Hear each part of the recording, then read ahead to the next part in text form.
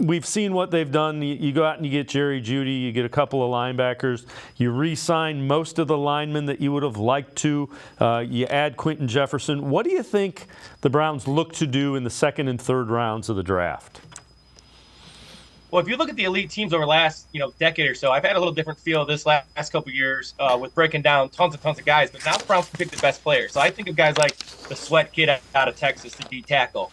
I know they have plenty of depth at tackle, but now you're creating competition. If you're taking the best guy, I have not watched a better film as a D tackle. The guy's 360, he can really move. Then you have the Nubin kid, the free safety, who can play both on the line of scrimmage and in the one high hat that Schwartz likes to play. So he can play both.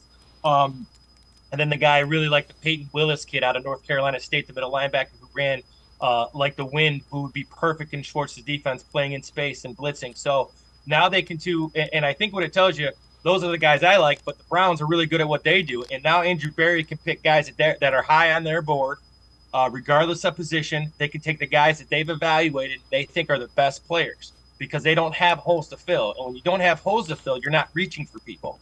And that's where the Browns are at. The Browns have addressed all their needs, and now they can take really good football players. And I don't care, people have told me there's no way they take a defensive lineman. Well, you take a defensive lineman because you have addressed it, but now you can go out and get better guys if you think guys are better, because that's what you do when you have a solid roster. You take the best players.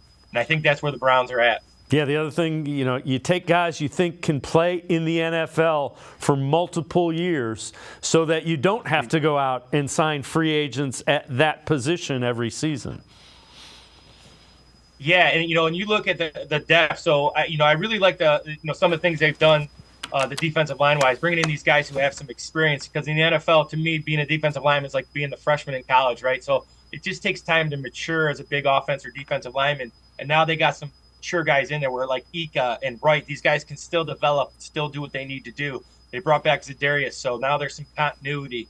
And so the linebackers, that's a position they had to address, and they got a veteran. So now did they go out and get a kid like Peyton Willis who can just run like the wind and let him develop behind Hicks and learn the game and learn the speed, but he's got the physical tools, because you have to have the physical tools. And no matter how many plays, you got to be physically big and strong to play in this league. So I think the Browns are in good shape. I think they draft very well. I think they draft on day 2, 3 really, really well. They take guys who in free agency are high reward, low risk, high reward. So I like what they've done. I hope they address the linebacker, and I think the Nubin kid would be a great pick at safety. He's versatile. So there's a lot of ways they can go, but now they're on their terms, not anybody else's terms, because they don't have a need right now.